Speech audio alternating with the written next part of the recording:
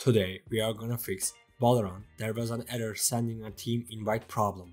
Before moving on to the video, don't forget to leave a like. Riot recently announced Premiere, and players who want to participate in the tournament need to verify their phone number. This verification is also required for the people you invite to your team.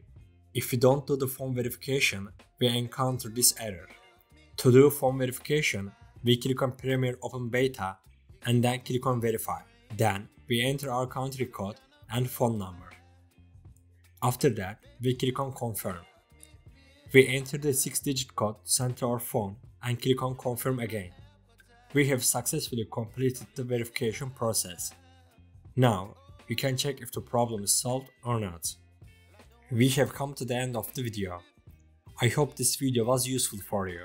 If the video helped you, don't forget to like the video. You can also subscribe to my channel to support me. Take care and see you in the next video.